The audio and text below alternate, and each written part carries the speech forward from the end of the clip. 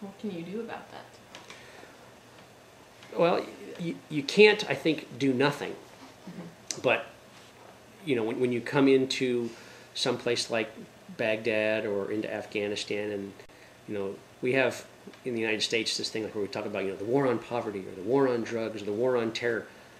Those are huge topics to address. I think, we would be better off setting our goals to something that is more achievable, that is more like realistic, where we say, we're going to have the war on kids not reading, before they're, on high school kids being illiterate.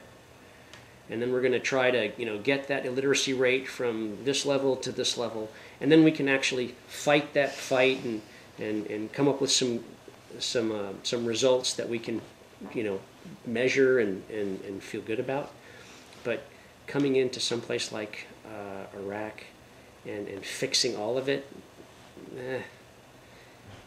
you got to try, but it's a real hard fight because you're dealing with so many components. You have the judicial system is corrupt, the economic system is corrupt, the system is bankrupt.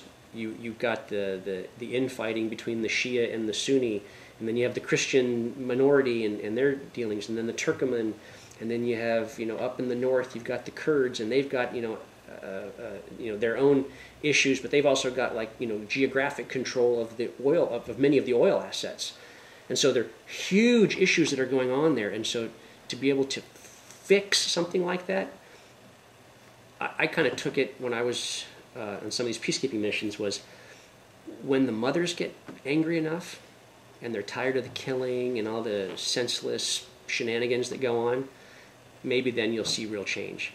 Because I don't know how you can fight your way out of that. There has to be a movement within the culture to fix those problems at their own level.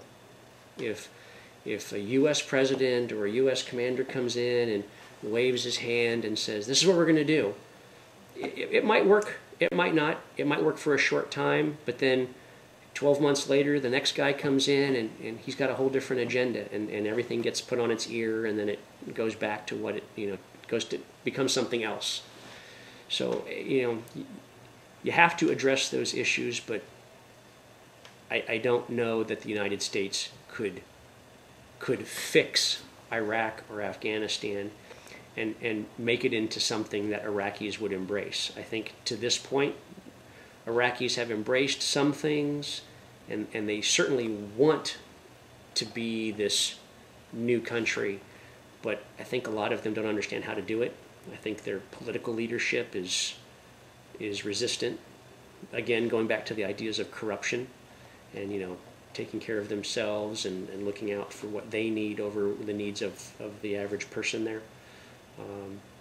But we try and they try, and in the end, I think they're better off today than they were. But for the amount of money we've put in as a country and the lives that we've lost and the assets that we have put into trying to help them, they haven't seized on that opportunity the way we would have liked.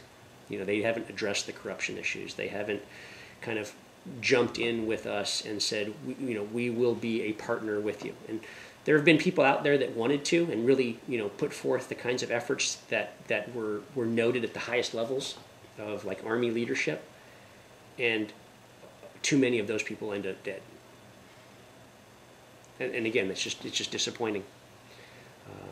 But they need more inspired leadership, someone that can bring them all together rather than seeing themselves as Shia and Sunni and Turkmen. And when you look at Iraq and kind of go back to the First World War, you have these tribal areas, and then you have kind of arbitrary boundaries that were penciled in at the conclusion of that war, and those boundaries don't always match with what people think today. And the boundaries aren't necessarily as concrete as you'd like them to be. So Iraq is better, but for the amount of effort and assets that we've put into it, I wish it was a lot better, because I know that the average person there, they just want a better life, and they don't know how to achieve that, and the political will doesn't seem to be there to do it. And when you look at the United States, our political will only goes so far. We can only put so much money into it. We can only put so much effort into it. And then we tend to say, we gave you a fair chance. You know, you didn't get involved, so we will now leave. And that's, you know, that's disappointing for everybody. Disappointing for the average Iraqi, disappointing for the soldiers who served, because they'd like it to be fixed and everybody happy and embracing, you know, this new life for themselves, and that's not achieved. You know, but when you hear the president, or at the time President Bush, talking about what he wanted for Iraq, you know, he wanted it to be safe and secure and like sustainable. Okay, you know, so you're saying secure the entire country, you know, secure, safe, and then, you know, secure it against all their, you know, internal enemies, and then sustainable. That, you know, so sustainable means like you get rid of all the corruption, you fix all the thing. Those goals, you know, from my vantage point, were never something you were going to achieve. What you did with those types of open-ended goals were basically say, we're going to be there for a long time, and then eventually we'll get tired of it, or some other force will come in and kind of dictate, like our own economic downturn, that says, hey, you know what, we can't keep throwing money at that problem and people at that problem. We have other real problems that we have to address at home. So we have to be done with that issue now. Would you like to tell us about your awards that you earned? Awards are a tricky thing. I've been awarded the Bronze Star twice. That's kind of the highest award I've achieved. I did my job, and so that's kind of really all I have to say about it. I take more pride in a coin I actually got from a Greek battalion commander that I supported for a while in Kosovo, just because I worked really hard for the guy, and we did some great work in working out some humanitarian aid issues that he was facing in his area, and he out of nowhere just kind of recognized me and gave me this coin. So that means a lot more to me than some other awards that I've received.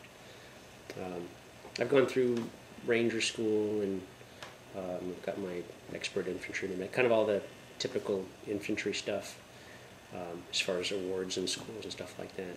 But I worked really hard in Iraq, and so the 2 tours that I was there for, when you look at the Army, and you know, we have kind of a standard array of ribbons and awards you get for kind of being there. I got a joint award, a joint Army Commendation Medal, when I was the special planning officer to the British when I was in Bosnia, and I appreciated that opportunity. And I got a Meritorious Service Medal for my time in command of a company here in Sacramento, and that was a long, hard command.